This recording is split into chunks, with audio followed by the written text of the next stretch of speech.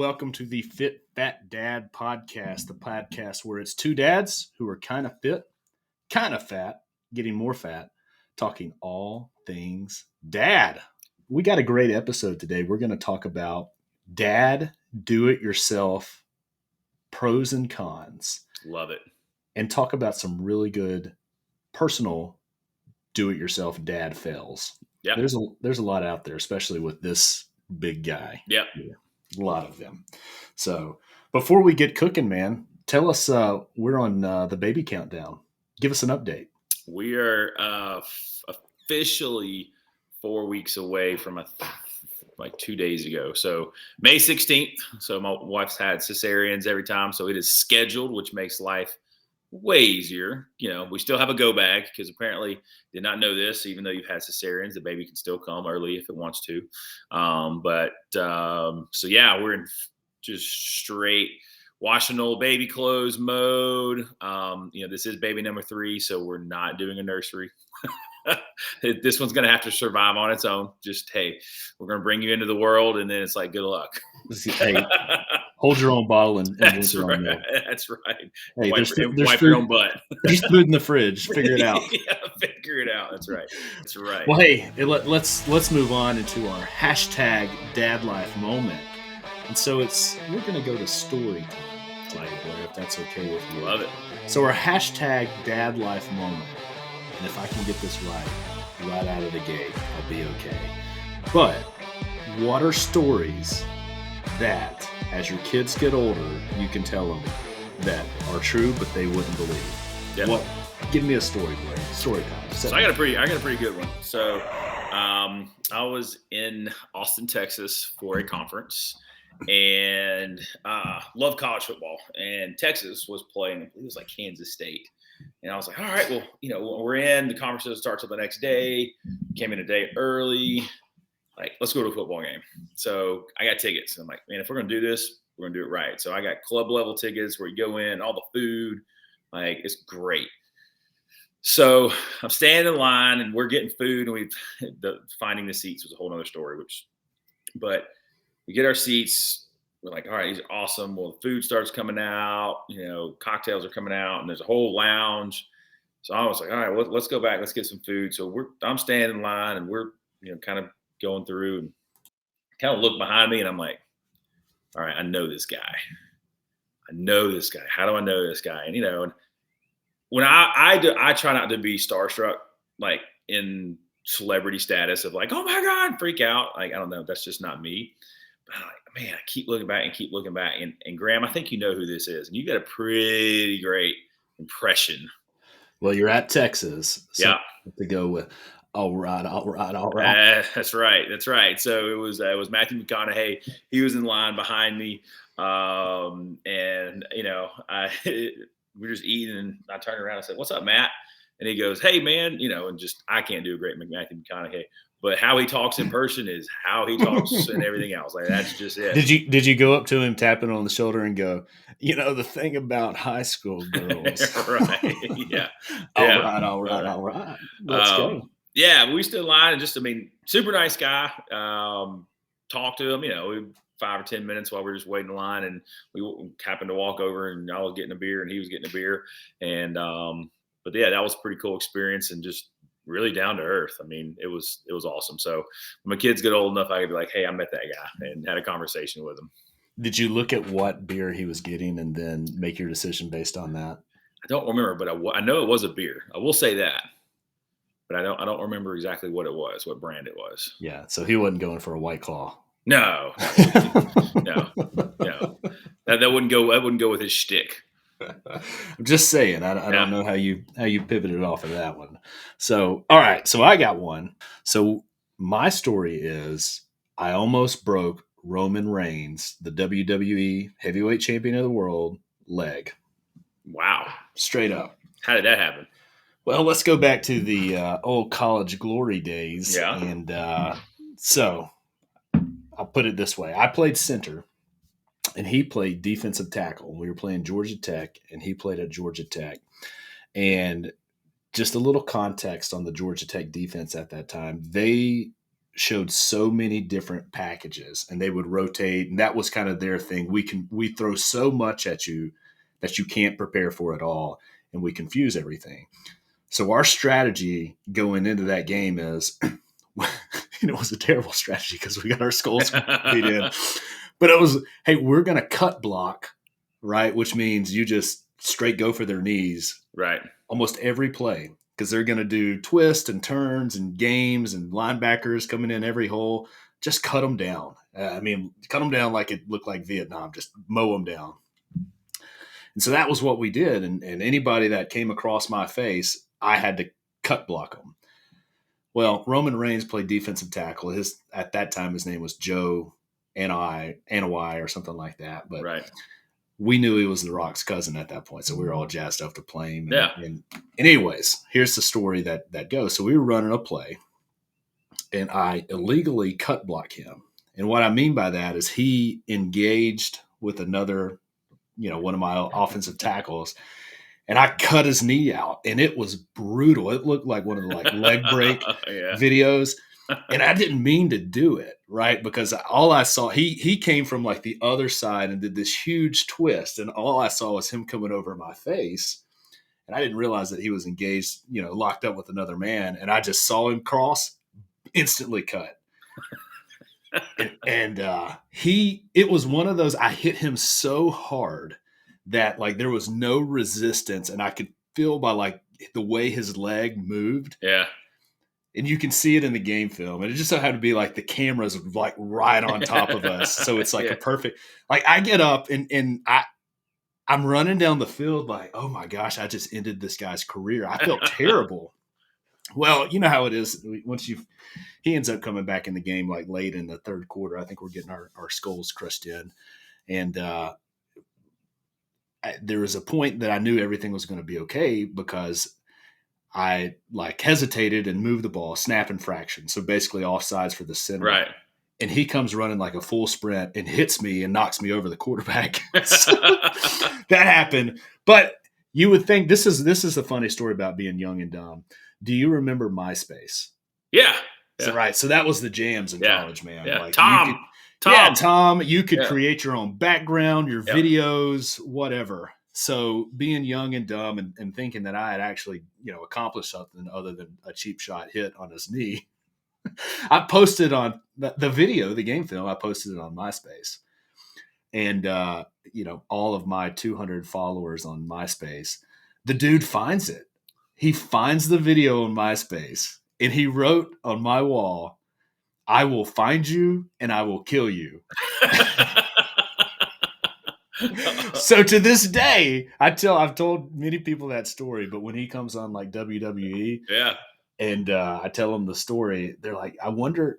First off, he won't know who you are, but I bet he remembers the incident. Yeah, because you almost broke his leg. Right. Would he still come to your house and kill you? Yeah. And I'm like, I think he would. Yeah, he would. And so it's better that he doesn't know me. So I'm putting myself at risk by telling the story again.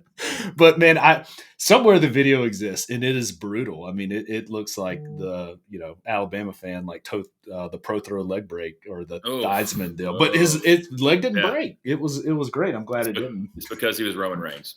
Because he's Roman Reigns. That's right. Which just goes to better show his fortitude of the WWE heavyweight champion of the world. So, yeah, it's the kids. I think they believe that now as we get older, they'll be like, "Man, Dad was totally full of crap. What really happened, Dad? Did he choke slam you?" And that's right. Well, let's go with that. He did. Yeah. So that's our hashtag Dad Life moment, sharing stories that as our kids get older, they will not believe. And we got a little bit of WWE and a little bit of all right, man. So cheers to you. All right, let's get into the show. All right, so here we are. Do-it-yourself projects. We'll talk pros and cons, but really let's talk through life experience because do-it-yourself, especially as a dad, always sounds like the best idea. Always. Because especially today, everything is so expensive. Yep. Everything. Ridiculously expensive. Like I couldn't personally put in a water heater, right? Like an electric water heater that we just had installed a month ago. It cost me $11,000 that thing in there. What? $6,000 to run the electrical. The water heater was the least of the problems. $6,000 to run electrical. Holy cow! But in my mind, I'm like, it's $6,000 worth electrocuting myself and burning my house down. Yeah, absolutely. I said no, but now I'm $6,000. Like I signed up for the 0% interest plan for that. So, all right, give me a do-it-yourself dad fail. What you got there, buddy?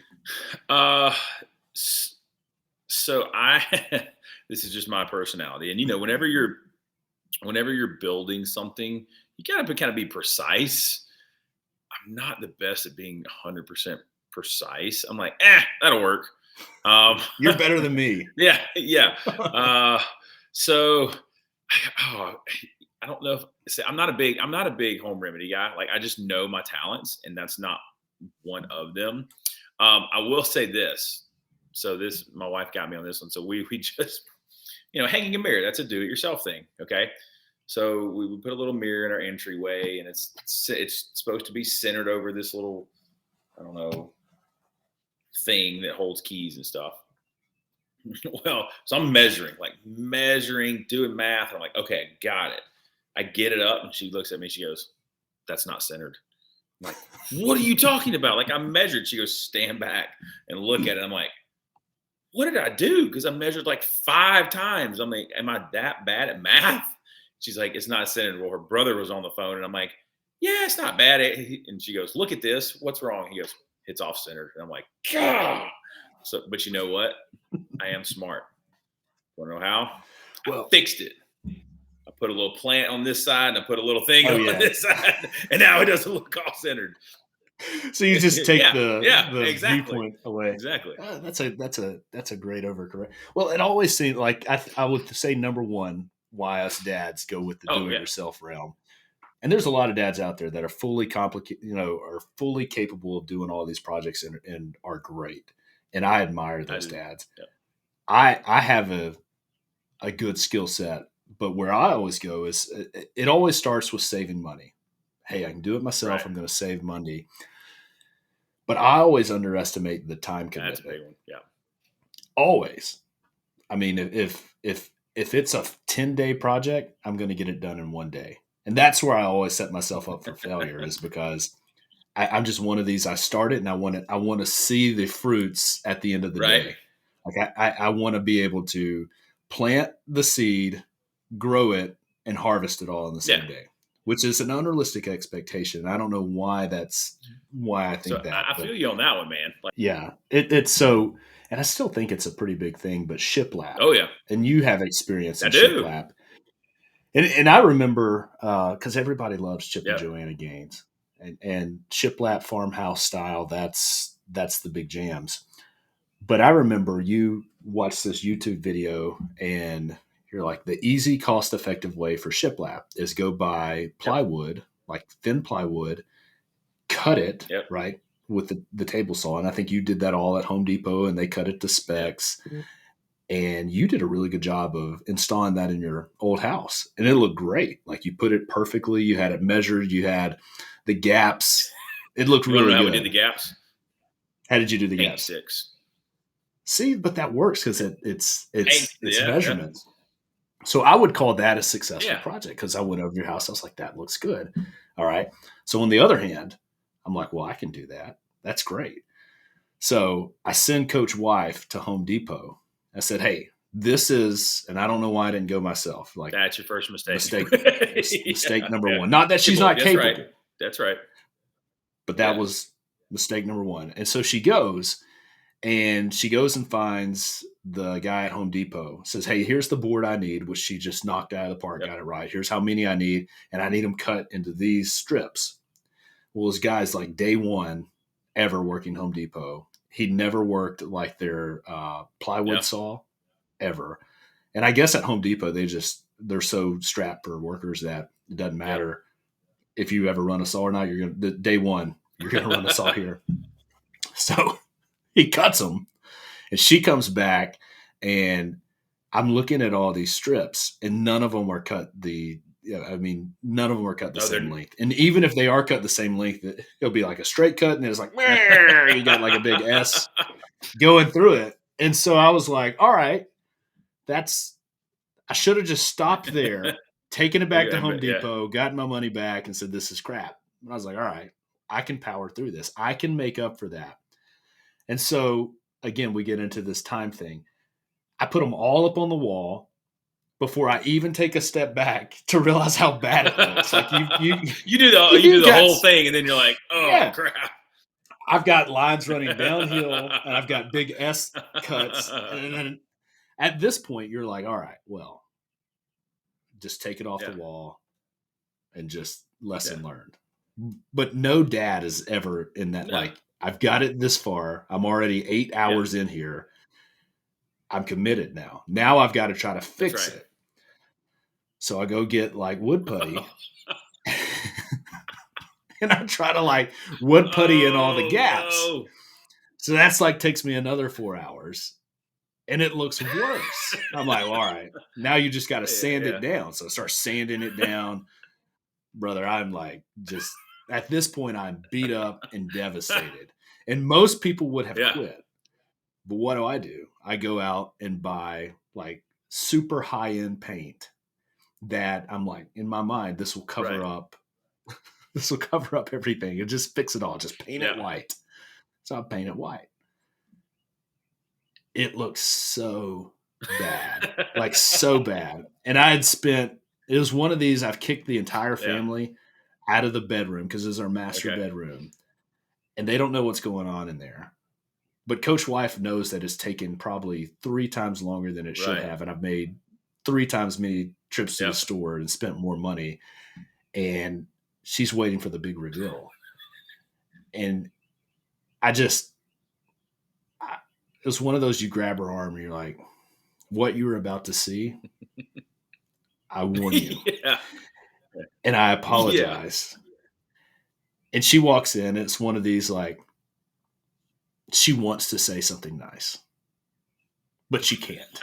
Right? Like, oh, you tried, honey. Nobody will notice it. Nobody. Yeah. It was definitely one of those. So where did we go wrong here? but that's just one bad experience, so that I think that's the time consuming thing is. But on the flip side, probably one of the better projects I ever did was a pergola, and I built a 10 by 10 using 6 by 6 beams at our old house, and I did that really well because I really slow played that one, like dug a hole for one post. That was day 1. Dug a hole for the other post, day 2. It was like every day was just one piece. And it took me probably 4 months to build, but it looked amazing. And you probably made sure it was square, right? It was square. It was perfect. It was level. It looked great. Yeah, it's the time that gets me. And I don't know about you. Like, talk to me about your attention to details, because when it comes to like the basic framework, putting everything together, which I would say is about 80% of the project, I'm all about that. It's the 20% that really just absolutely I have no desire for, and that's what makes it look good. So my wife is involved. Yeah. You got to bring in. I mean, Ricky's like, we are the perfect match, because I am the, and I've gotten better as I've gotten older, but I am of the, how fast can I get from point A to point Z, and in the middle, we'll make it work.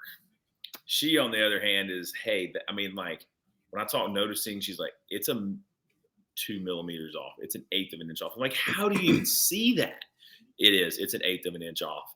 You're not straight here. And so when we did that shiplap wall, like, she helped me. Definitely not a one person job, because we were running I think we were running 8-foot planks, and she made me paint the wall white before we put it on there. And I think the wall was gray. Yeah. I'm like, why are we painting the wall white? Because you can see through the cracks. And I'm like, no, you can't. And then, I mean, sure enough, some of them you could. And I'm like, well, I'm kind of glad you made me do that. And then we did another one upstairs, and she made me paint the top parts of the planks. So it was still plywood, I think it was still like, 1/8 inch plywood. It was real thin, but she made me go through with the brush and paint the tops of them. There's no way in heck I would do that without her. Now I did it to make her happy. And honey, if you're listening, that's the only reason I did it, is to make you happy. Because and I was so frustrated. I'm like, I'm not gonna paint that. Like nobody's gonna see it, but I will see it and I will know. So, but yeah, so that's why my attention to detail that's why I could never be, a true, like, I don't want to say even use the term carpenter, but even get into carpentry amateurly. I just, that detail is, it just, yeah, I get too frustrated. Well, I think the biggest mistake that dads make, and it's key on me, is the prep work. Oh yeah. If you properly prep, you will succeed. But I'm always I don't need to do that. I don't need to tape the wall when I paint. I don't know why I believe that I'm a good enough painter, because you can look in my kitchen right now and see that I'm all over the trim. And it's just going to be that way. Right. Like it's, don't look, you're looking now. To say. Stop it. Stop it. But it's the prep work. And another thing that I've done there is pressure washing the deck. That's a mistake that I've made because I didn't do the proper prep work. And the prep work would tell you, get a plastic sheet covering to cover the walls and the windows, so the stuff doesn't blow up on the paint and the windows. I'm like, well, I'll save myself a bunch of time. I'll run it at a lower pressure around the walls and windows, and then I don't have to deal with the cleanup. It'll just take care of itself. No. That's always the road I go down. That happens to everybody else but me. Right. And then I always get into a problem where it takes me 5 times as long and 5 times the cost of money to correct the mistakes I've just made. And in this instance, paint all over the windows, and that stuff doesn't come off, man. I will say this. I think so when we were getting into our house, I put a TV out on back because, for fall and football games, and we got a pretty nice patio. So, but I was in the line where I got my mount, and this, there was somebody who goes, "Hey, do you need me to install that for you?" And I said, "No." I said, "I got it. I've installed one of these before." And he said, "Are you sure?" This is, 2 dudes talking together, and not, the guy was younger than I am. And I was like, "No, I'm good." And he goes, "Man, I'm proud of you." And I said, "What do you mean?"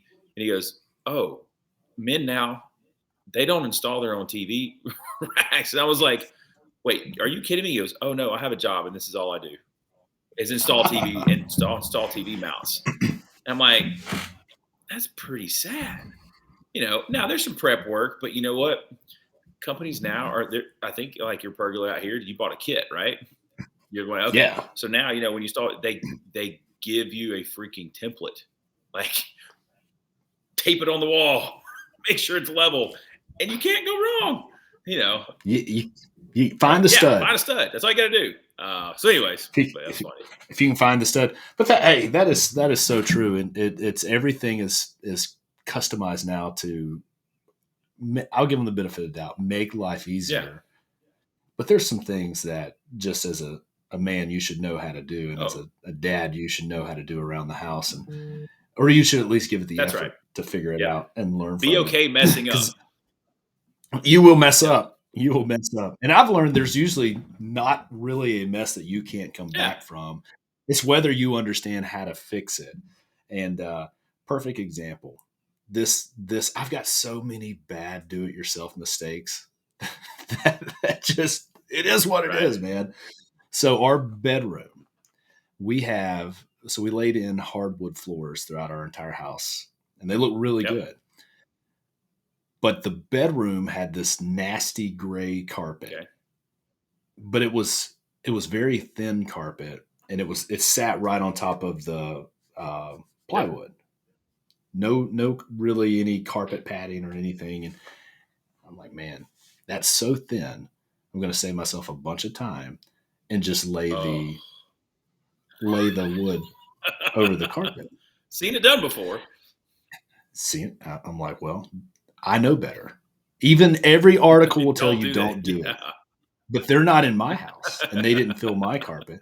So I laid the entire thing down. It took me probably 15 hours between cutting Right. Yeah. everything, hammering it in, getting it into place. And I knew probably about a quarter of the way that this was a mistake because I was walking on it and it was like a floating floor, right? But I'm like, I've had a floating floor before and those are cool, Yeah. right? People will think this is a floating floor. So as I've finished it off, I'm sliding around.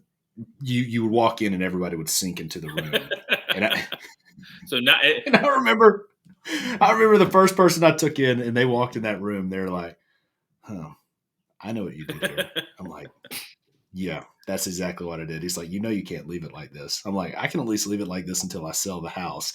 But it became so annoying that after all that work, I ripped it all back up, ripped out the carpet, bought all the plywood, and did it the right way. But that's how I am. It takes me 20 hours more because I had to do it that way. I don't know why I do that. Easy way out is, I guess, the in our head, but that's got to be a common dad. Yeah, thing. I agree. The EWO. I agree. Now, I will say this though. I think the higher the skill that you are, the more apt for danger and accidents. And so the reason I say that, so I got a neighbor. When I say I'm envious of his skill, like envious of what this guy can do. Like he's got built-ins. He put in like built-ins for their office, like washer dryer room. And like just dude's an amazing craftsman. Looks really good. Guess what he did? About 2 months ago, about cut the tip of his finger off. And I'm like, yep, see, you just don't. If you just don't have that skill, then there's no chance of you cutting a finger off. I was glad to hear you say I've got a neighbor because I didn't know where that story was going. If you would have started, I had a neighbor. Yeah. I wasn't home, but he showed me this thing, and man, so he said he was running his table saw and just looked away or something and kept pushing, and it hit him like right here, right at the knuckle. Oof. And man, it get into his bone and it exploded his bone, and I don't know, it was really ugly looking, and he still has it because apparently that the bones will grow back. But at one point there was a bone sticking out of his skin. It was like it was. Did he just keep working through the? Oh yeah, no, absolutely. Like I mean, that's him. That goes back to the point of you want to plant the seed, grow it, and harvest it all in the same day. Cut your finger off. Matter. Yeah, go back to it. That's exactly what we went. I'll work through it. Yep. Yeah. Sorry. As we wrap up here, probably one of the best things that I don't do enough of on do-it-yourself projects is it is an opportunity to teach your kids how to do, work with tools, build stuff, and get a sense of accomplishment of, let's call it bonding. Yeah.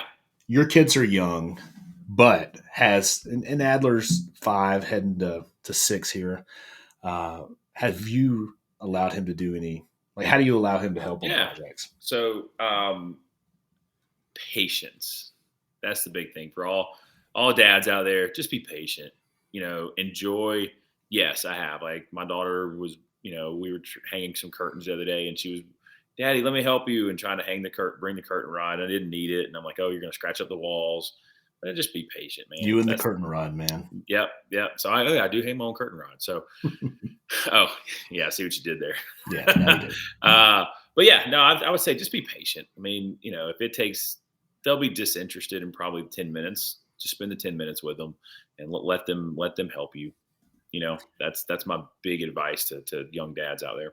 Yeah, and it's such a true, and that's where I really feel as a dad. There is the kids they always want to do the power tools and get the drill, and I've allowed them to get the drill and drill into some boards and stuff, but because again, I go back to I want to plant the seeds, right, grow it, and harvest it all in the same day. I'm on a mission, and I'm on a time, and I'm like, man, I don't have time for you to dabble and stuff. I've let them paint and go to mess up the walls and paint, and that becomes a mess because you're like, oh, they'll just keep it on the wall. Yeah, no. But they get it on their fingers and their feet, and then they walk throughout the house. And I struggle with that, the patience part of that, and that's to see the joy that a kid has in working with dad on some projects or using the power saw, whatever, they love doing that. But that's an area I've got to get better at, of letting the kids participate in these types of projects, because they love it. Yeah. And it's their world that they're spending time with dad. That's right. But I got to get out of my own head. I'm like, hurry up, like you're messing stuff up. Yeah. Man, so that's a good lesson. Patience to walk away with on this day. All right, well, hey, it was fun talking to you. Yeah, man. Do it yourself, and you meeting Matt McConaughey. Yeah. Are you going to get him on the show? Did you work a good enough relationship to make it? I'll reach out. I'll have my people reach out to his people. Yeah, get your agent to talk to his agent. That's right. See if he'll work for free. Yeah. That'll boost listenership. Yeah, that's right. That'll go. Well, all right, brother. Until next time, we're out of here.